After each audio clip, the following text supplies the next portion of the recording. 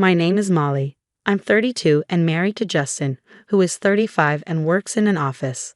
I work from home as a freelance fashion designer. My work was a bit up and down at first, but then I got a big project with a great paycheck. With that money, Justin and I moved into a fancy high-rise apartment. Since I wanted to live in such a nice place, I agreed to cover the rent myself.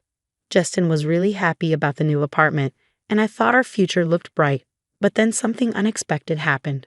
One day, Justin brought his 65-year-old mother, Betty, to our apartment. Her husband had died 3 years ago, and she had been living alone since then. Hi, Molly. Hi, Betty. It's been a while. What's up? Well, she wants to move in with us, Justin said awkwardly. Why? To my surprise, Justin explained that Betty's house was old and falling apart. She didn't have much money and needed a temporary place to stay. Oh, I see. I understood but wasn't thrilled. I thought of our apartment as our cozy space, and since I didn't know Betty well, she felt like a stranger. I was hesitant about having her move in. Her house is in bad shape. I'll help her find a new place soon. Justin begged me to agree. Okay. I agreed, thinking it would be for a short time. Betty moved in a month later. Thank you so much for letting me stay in this amazing apartment. No problem. Make yourself at home. I greeted her with a polite smile, though it felt forced. Sorry to ask right away, but could I borrow some money? Huh? Money? After Betty had just settled into her room, she asked me for a loan. I was surprised by how direct she was. Yes, I've been seeing the doctor a lot lately, and it's been expensive. I just need a little help, please. How much do you need? About $300 for now. Considering her age and possible health issues, I understood that medical expenses might be high.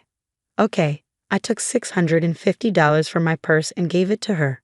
Later, Justin asked me for advice, and I felt uneasy, wondering if it had something to do with Betty. You know, we should get a new car.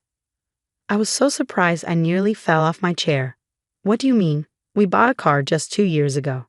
But it's too small. We need a bigger one. I didn't see why size mattered. The car was fine for the two of us, or three, if we included Betty. Why did the size matter so much? I mean, my mom doesn't like it. Why? I don't understand. I didn't understand why Betty was complaining about a car that wasn't even hers. She wants a fancier car, like a Mercedes. Huh? I was completely confused. What a ridiculous idea. We can't afford a car like that. Who has the money to buy a new car just because someone doesn't like the old one? Does Betty even have a driver's license? I'm not buying an expensive car. Tell her no. I quickly turned down the idea. I couldn't see why Betty cared about the car. Then Betty asked me for more money. My medical bills have gotten even higher, and I'm behind on payments. Can you help me again? Should I be worried about your health? I asked her. Betty paused for a moment and said, Not really. I'm just feeling a bit down and having trouble sleeping. Therapy is really expensive. I'm really sorry. I understand. So how much do you need? About $1,000 for now. $1,000. I was taken aback. I didn't know much about therapy, but that seemed like a lot. I'm sorry, my insurance only covers a limited number of sessions. After that, I have to pay half the cost. Okay, I'll get it for you by tomorrow. Even though I was shocked by the amount, I tried to accept that therapy could be costly, but Betty kept coming up with new reasons for needing money, like medical bills and travel costs to visit sick friends. When I realized the total had exceeded $5,000, I was starting to get really frustrated, even though my job was going well. Then I noticed something odd. I decided to peek into Betty's room one day. What? I saw designer bags and wallets neatly arranged on the wall shelf in Betty's room. I was stunned. She had been borrowing money from me, claiming she was broke. But here she was with expensive items. I started to doubt the truth about her medical bills. A month later, Betty came to me asking for more money. Can you please wait? She said, almost angrily. I decided it was time to confront her. So I called Justin, who seemed unaware of what was happening. I need to ask you about Betty. What's she using the money for? Wait, what's going on, Melly? Justin had no idea what I was talking about. For my therapy sessions, prescriptions, and, Betty mumbled, not just those. Right, you've been buying designer clothes, bags, and other expensive things. Are you really seeing a therapist? Of course. Then show me the receipts. You must have them, right? When I pressed her with this direct question, she couldn't come up with a response. It became clear to me that she wasn't using the money for her health but for other things. Wait, what are you talking about? Justin was still confused. Betty has been wasting the money she borrowed from me. It's over $5,000. Even so, you're being too harsh. Can't you talk to her more gently? Justin was clearly siding with his mother. I don't have receipts. I was using the money for shopping and eating out with my friends, Betty finally admitted. I've noticed you seem relaxed and not at all depressed, even though you claim to have no money. If you were lying, please pay me back right now. Betty looked at me with desperate eyes. Wait, I can't come up with that much money right away. I've had enough, I said, pointing at her room. You have so many designer items. Sell them all if you need to, or move out. Justin, defending his mother, said, Hey, you're being unfair. She deserves a bit of luxury too. I wouldn't call it luxury. You've borrowed over $5,000, and it's wasted. It feels like a scam. You're being disrespectful. Don't act so entitled just because you're living here for free. If you're not happy with this, you should leave. What? That's nonsense. I was furious, almost ready to explode. I glared at him with intense anger. Did I say anything wrong? You're the one who brought Betty here. You just stay at home and do nothing. Who do you think made it possible for you to live in this nice apartment? I yelled, You're so arrogant, it's infuriating. Get out now. He was enraged. Fine, don't regret this.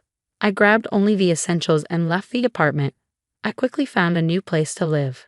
As a remote worker, I could work from anywhere. I wasn't fixed on living in a high-rise as long as I had a comfortable home. What's next? I decided I wouldn't return to the old place. I had been paying the rent myself, and I doubted Justin would be able to afford it on his own. My income was much higher than his. I went to see a realtor who had helped me before. It's becoming really hard to pay the rent due to personal reasons.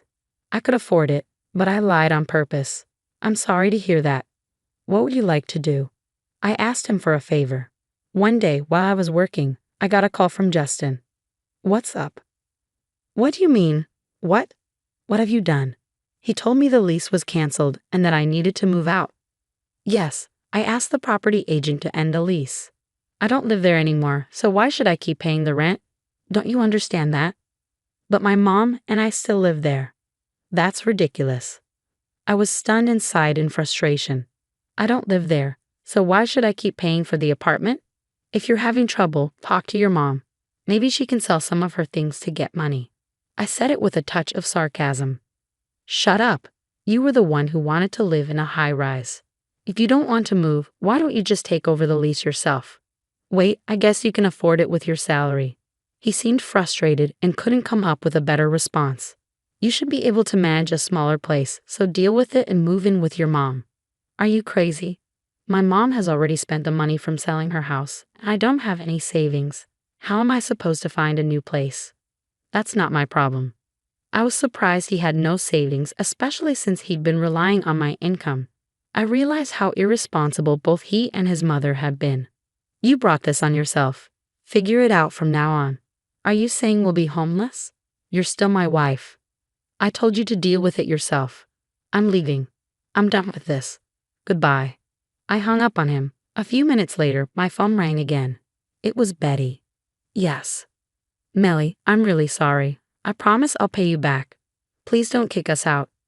She pleaded, her voice trembling with tears. I was surprised and felt a pang of sadness. I don't want to punish you, but you need to live within your means. If you only have a small retirement income, you should adjust your lifestyle accordingly. If you want a higher standard of living, you need to work for it. As a freelancer, I understood the harsh reality of working hard to afford a certain lifestyle instead of relying on others. It was my fault. I'm sorry. Please don't let us end up on the street.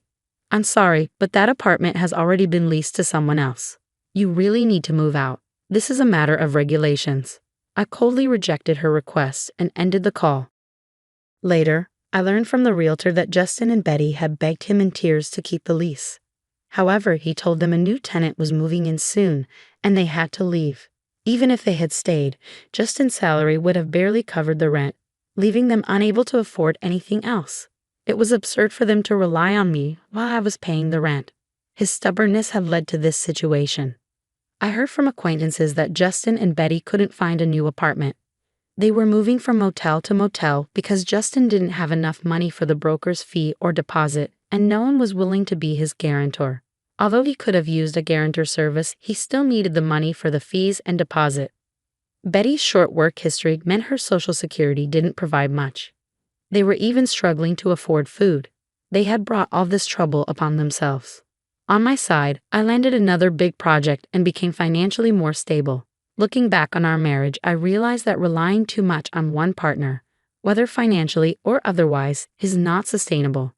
When one person depends completely on the other, it can lead to major problems when things fall apart. As a result, Justin and I ended up separating and eventually divorced. Our feelings for each other had faded, and there was no reason to stay together. Now that we're no longer together, I feel a sense of relief. If I decide to marry again, I'll be more careful in choosing the right partner. The divorce gave me valuable insights and new perspectives on life.